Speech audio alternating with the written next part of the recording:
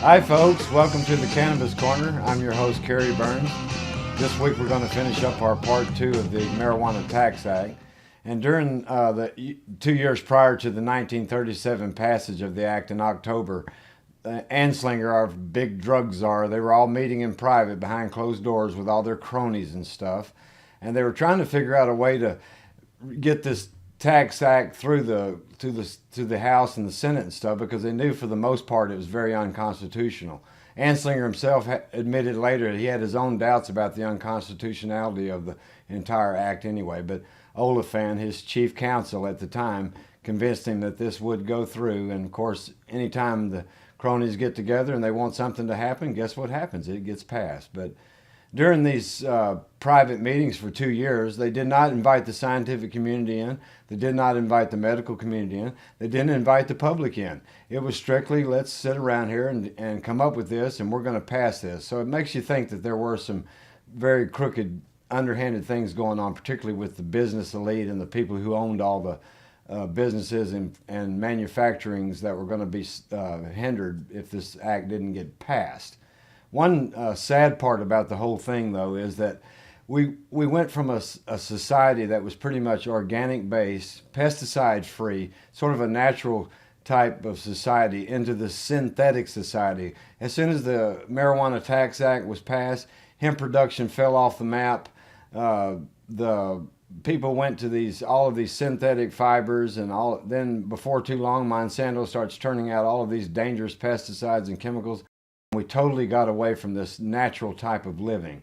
And when you look at the fact that the hemp industry in the 30s was a $1 billion industry, and some economists today, they predict that today's, it would easily be $1 trillion industry a year right now, just in the way it was set up back then. But these high-level business people who knew what they were facing, there have been patents applied for the decorticator that was going to separate the herds from the stalks for the paper making.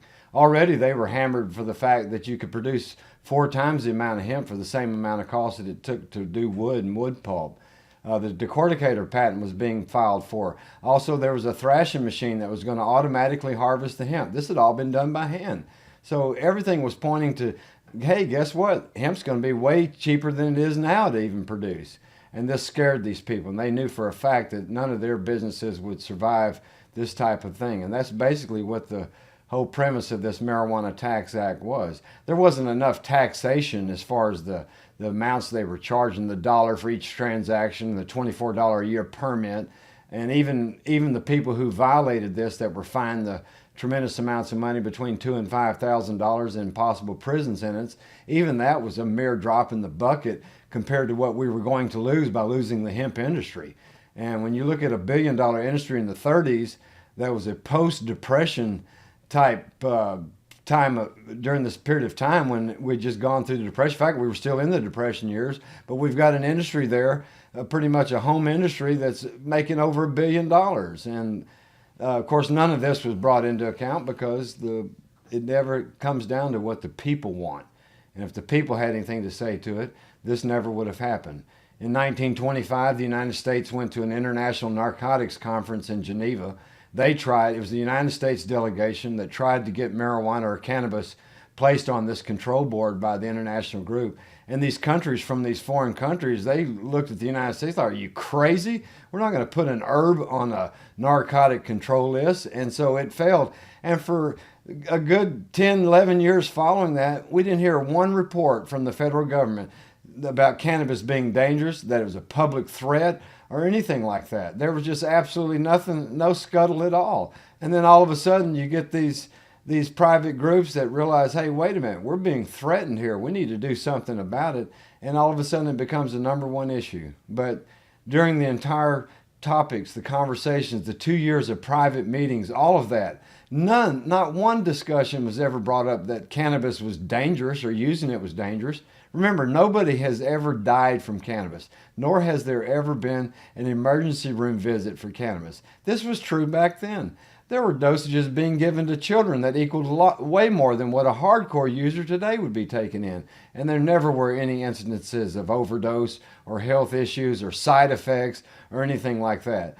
And so when all these cronies were meeting, pretty much what was good for the public wasn't on the agenda. Even when the American Medical Association, their spokesman, Dr. Woodward, came in and was protesting the act itself and all, the medical industry didn't even know that they were talking about cannabis. They heard this slang word marijuana, which was a Mexican slang for devil's weed or loco weed, and they didn't associate that with cannabis. And when they found out that it was cannabis they were talking about, they about flew off their chairs. They just couldn't believe that something that was being prescribed to 85% of their patients was going to be taken away from them or hammered by this taxation effects that would make people just totally shied away from it.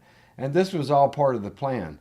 And don't tell me that these guys didn't look ahead to the future to see they were looking at a slice of the pie in the future. They knew that by making this act, they would give state law enforcement agencies another way to arrest people and generate revenues. And this one was an easy one. If you take a fisherman out into the Atlantic Ocean and he's the only boat out there, the only fisherman out there, and you say, hey, go fishing. Well, guess what? He's going to have pretty good success because he's the only one out there. It's going to be easy pickings. And this was the same thing with the cannabis bust that they were doing. The act had hardly passed the desk of being signed in October 1937, and the first two people were arrested under the new law because they didn't have the proper stamp or the proper fees that they were supposed to pay. One fella had one joint, didn't pay his dollar transfer fee. He was sentenced to jail for 18 months. Another fella had gone to a farm and had just cut the flower tops off. This was a routine practice by the public. They would go into these farms where they were growing hemp, and the public would go in and remove the flowers, of course, for smoking. And the farmer didn't care. He had plenty of seed. He didn't need them. And it saved him one less step of getting rid of it when he got ready to process the hemp. So when you look back at all these misgivings and these crooked meetings and stuff, this Tax Act thing was just a premise for what was coming. And then, of course, later in the early 70s, when we passed the Controlled Substance Act, we took it to a whole nother level. And that's kind of where we were. And I thank y'all for joining in on the cannabis issue this week, the Cannabis Corner. And next week we will pick up right there where I just left off with the Controlled Substance Act. And we're going to talk about all the statistics that have been generated, all the prisoners people that have been arrested, lives ruined over this one issue. And none of it is founded. Marijuana never was thought of as a public threat. Even Anslinger himself didn't think of it as a public threat. But they had to get this passed through. It was this proving ground to all these people that had the money, that had them in their pocket. Join us next time. We're going to go into a full depth of the Controlled Substance Act and show the illegality of this and many other things that have happened with our government. Thank you.